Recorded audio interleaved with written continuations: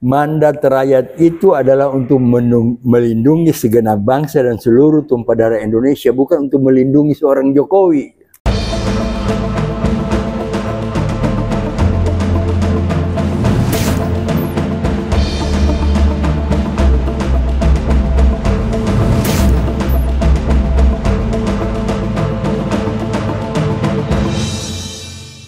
Assalamualaikum warahmatullahi wabarakatuh.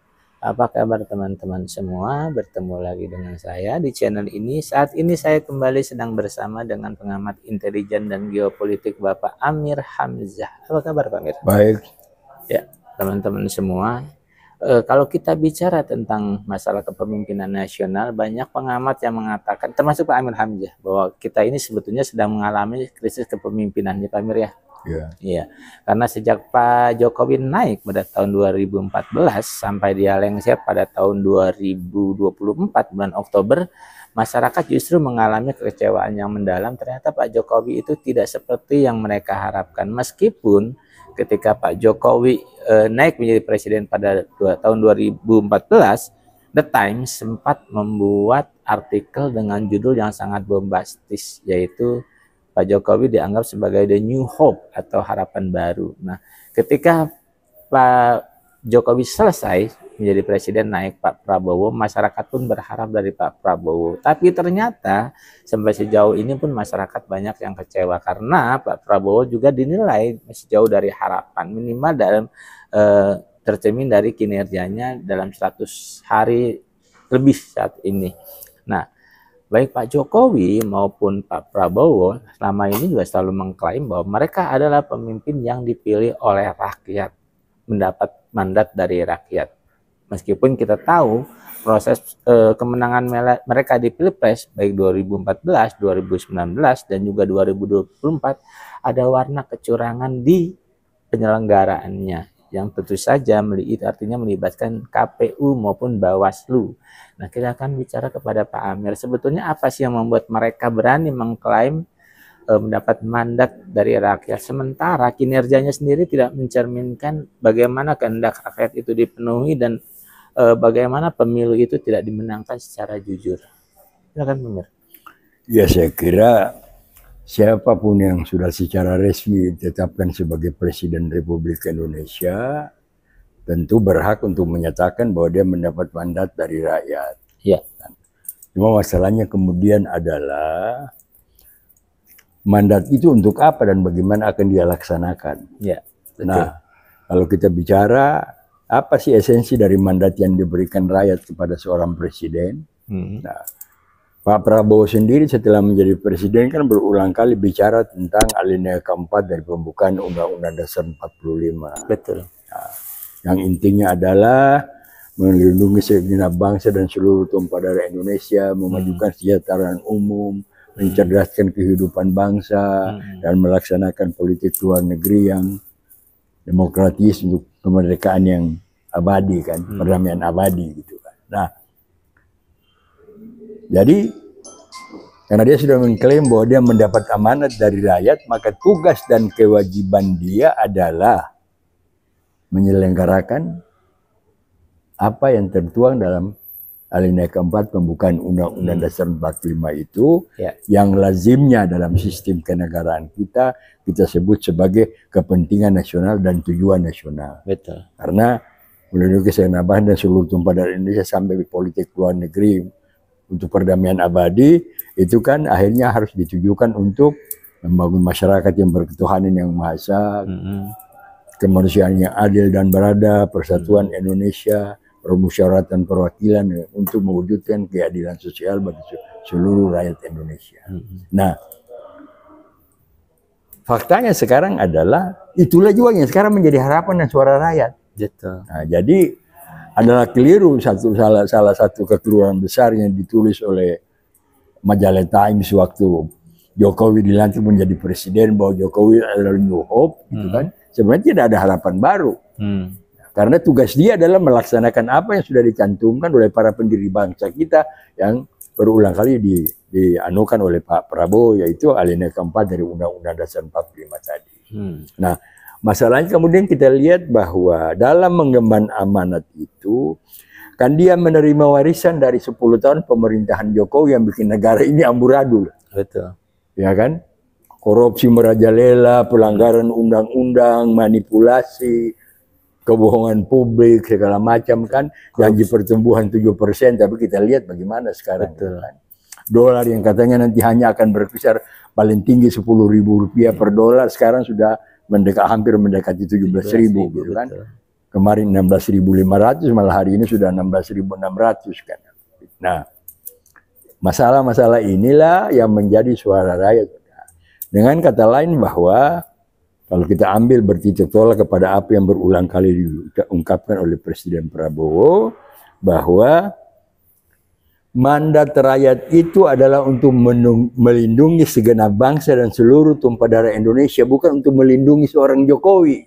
Betul. Nah, jadi harap. Nah, kita tahu bahwa ribut-ribut, friksi, konflik segala macam, apalagi belakangan ini kita lihat dengan tantangan-tantangan baru yang muncul, stabilitas keuangan kita terganggu, betul, stabilitas moneter kita juga sedang terganggu, stabilitas fiskal juga kita sedang terganggu.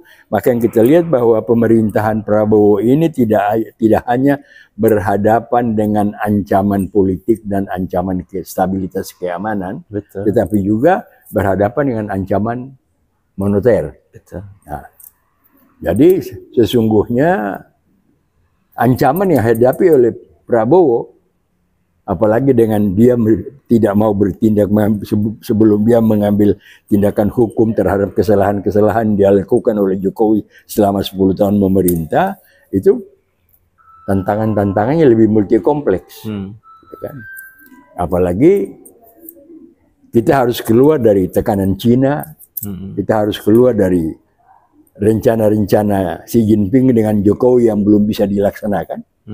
Dan Cina akan melakukan tekanan terus-menerus karena Jokowi tidak berhasil meminta 3 periode, padahal 3 periode itu kan agar supaya sama-sama dengan 3 periodenya Xi Jinping.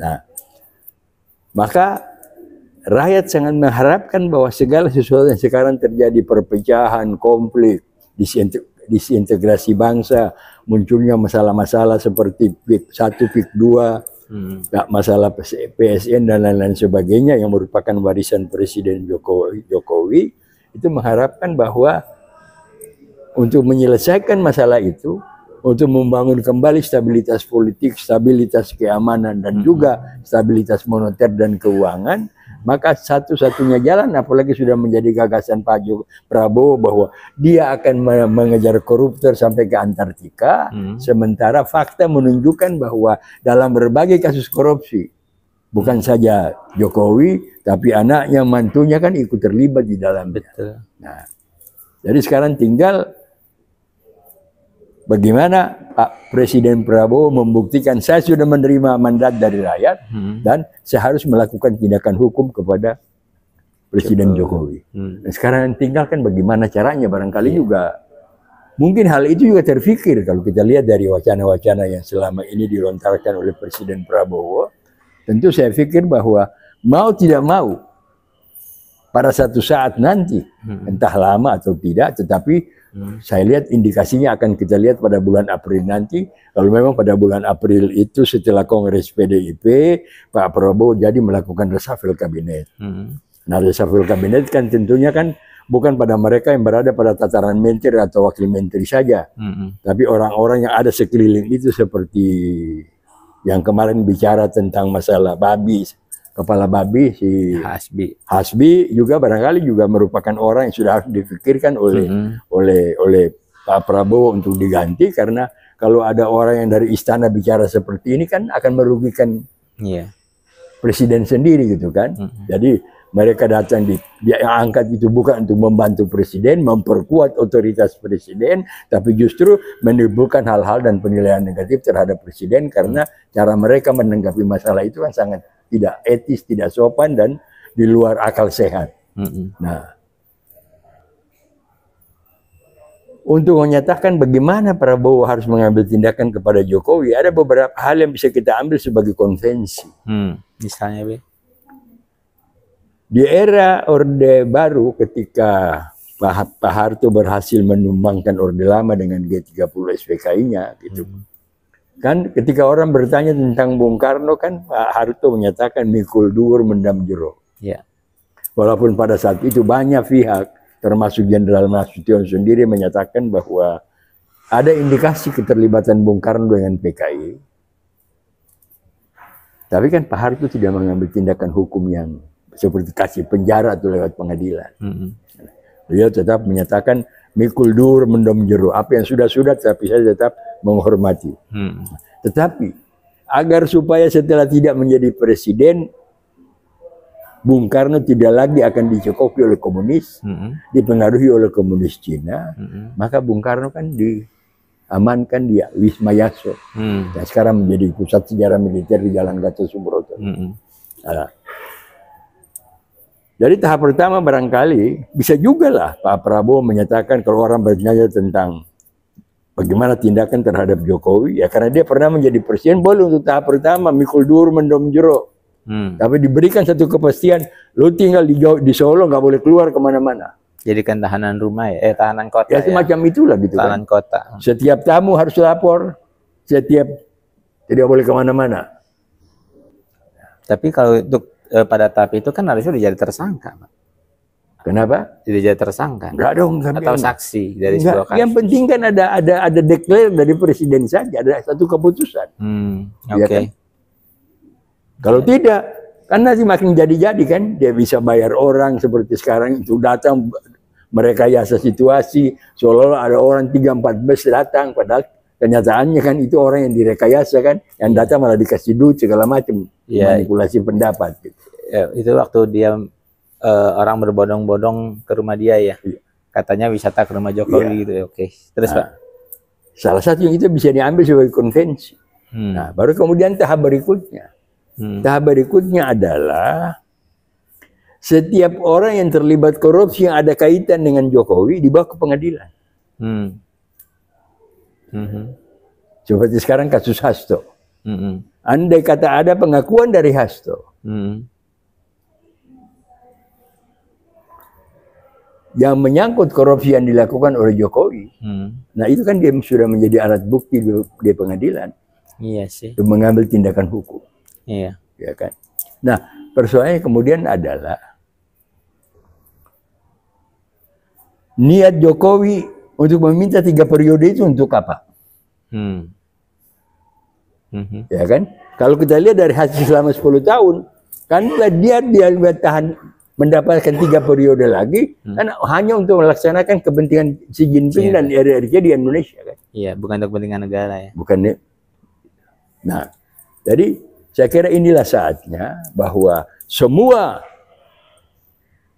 ribut-ribut yang terjadi sekarang ini, kalau kita lihat telusuri, baik RUU TNI maupun nanti RUU polisi, apalagi sampai sekarang ini yang paling kita harapkan adalah agar Pak Prabowo bersama-sama DPR bisa segera menyelesaikan undang-undang tentang perampasan aset. Penarikan aset itu apa? Perampasan aset. Perampasan aset. Tanpa itu jangan harap. Ya kan? Karena yang dibicarakan oleh Jokowi dulu bahwa di kantong saya ada 11 triliun ada di situ.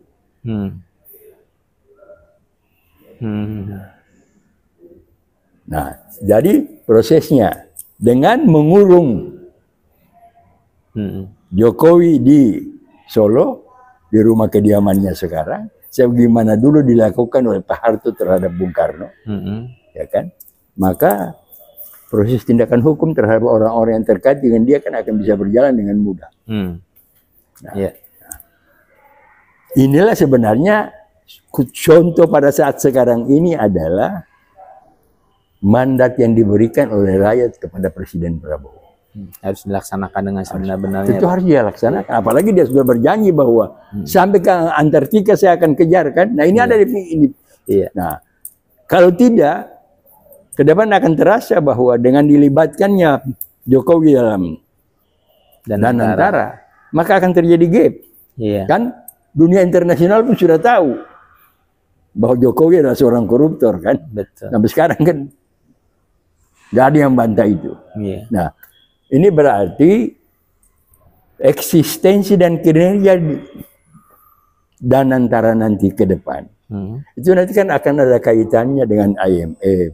Iya. Akan ada kaitannya dengan Bank Dunia. Iya. Dan yang paling nanti menjadi selektor utama dari eksistensi dan kinerja operasional dan antara itu adalah BIS, yaitu Bank for International Settlement yang berpusat di Swiss. Nah ini ada dalam mekanisme yang disebut Komite 300. Nah, selama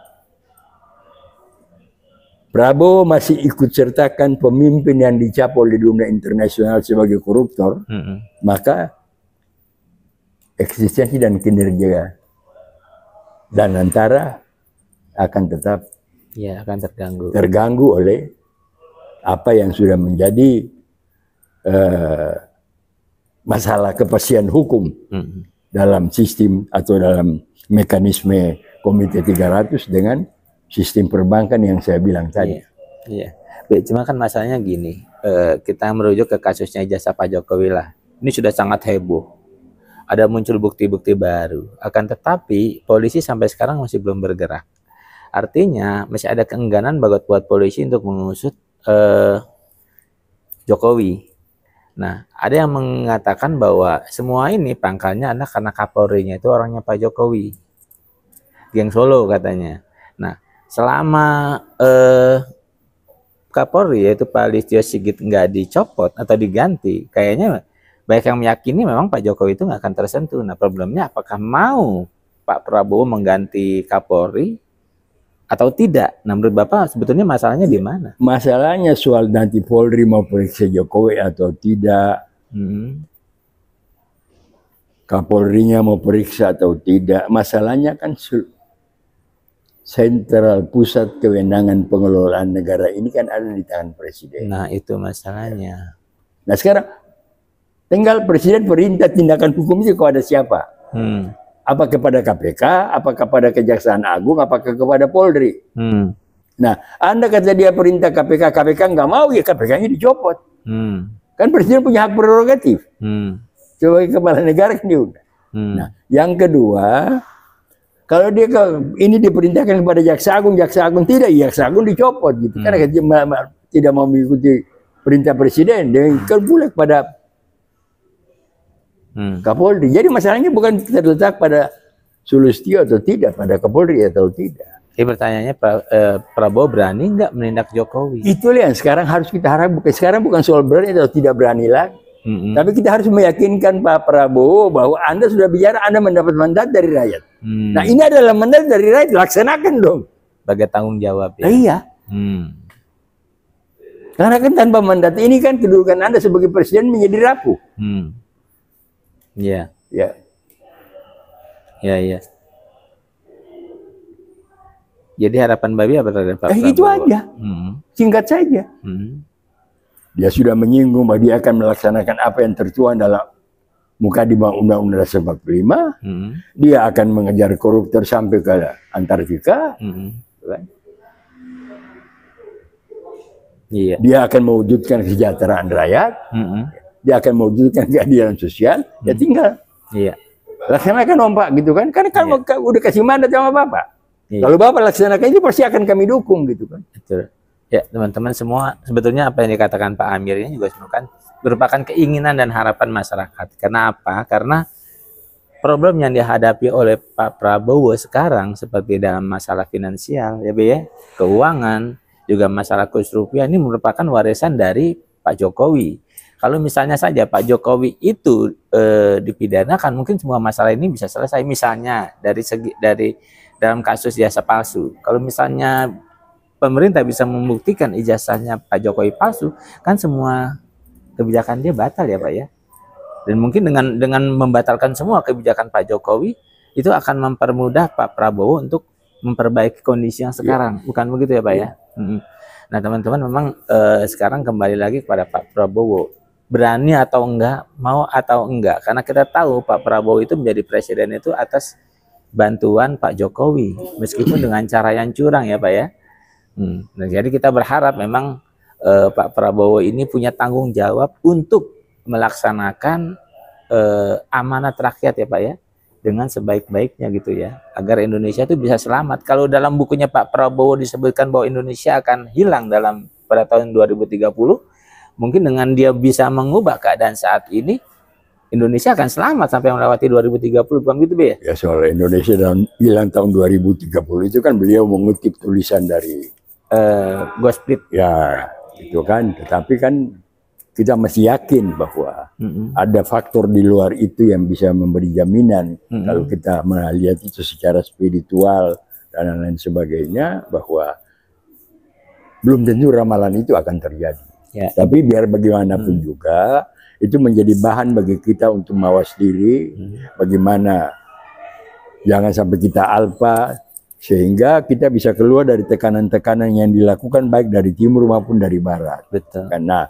kemudian yang menjadi persoalan adalah tinggal itu tadi. Rakyat sudah ngasih mandat, dan Anda berbicara bahwa Anda jadi presiden untuk melaksanakan mandat itu, maka laksanakan saja. Iya, betul.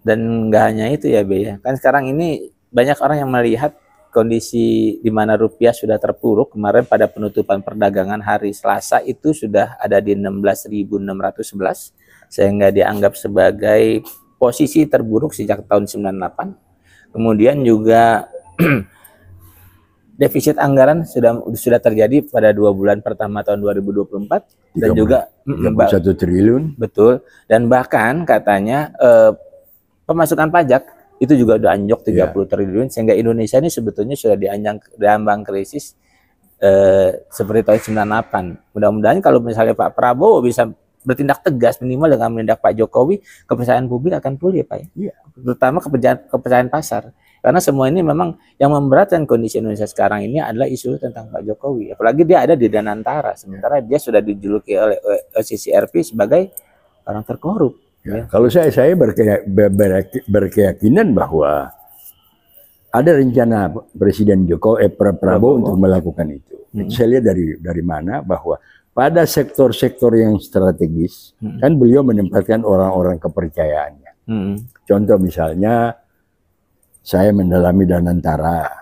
Di sana kan ada Pak Roslani, ada Pak Doni. Ini kan orang yang betul-betul sangat dekat dengan Pak Prabowo kan. Nah, di samping itu juga katakanlah seperti Pak Doni Oskaria, ini kan wakil Menteri BUMN.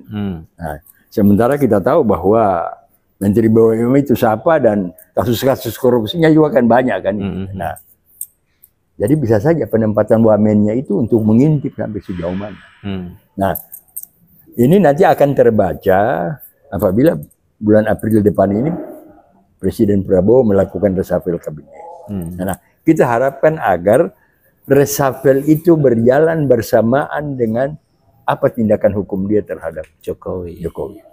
Ya, memang kembali kepada keberanian Pak Prabowo dan kemauan Pak Prabowo ya. Karena kuncinya kalau dia ingin memulihkan kepercayaan pasar, terutama pasar keuangan. Nah, contoh yang paling sederhana saja.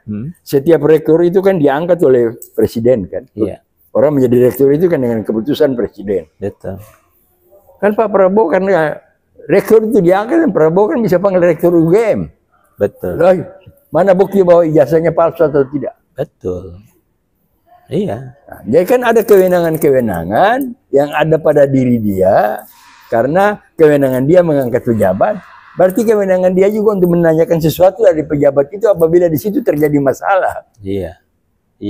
Nah, itu kan bisa dilakukan dengan cara operasi senyap, dia perlu secara terbuka kan. Betul. Karena ada faktor-faktor yang harus kita jaga, yang menyangkut masalah moral, masalah nama baik seseorang, masalah integritas seseorang, sehingga tinggal bagaimana formulasinya. Iya. Pokoknya bagaimanapun caranya, meskipun mungkin melalui operasi senyap, dalam waktu 2-3 bulan ke depan sudah ada tindakan nyata untuk Pak Jokowi gitu kan. Karena untuk minimal untuk memulihkan satu contoh yang paling jelas adalah mengenai RUU TNI. Ini kan pada akhirnya kan dia menjadi lebih bisa diredam tantangannya. Walaupun di sana sini masih terjadi keributan antara para demonstran dengan polisi misalnya, tapi juga kan akibat operasi senyap yang dilaksanakan oleh pihak-pihak tertentu untuk mendukung kebijakan Pak Prabowo kan. Iya.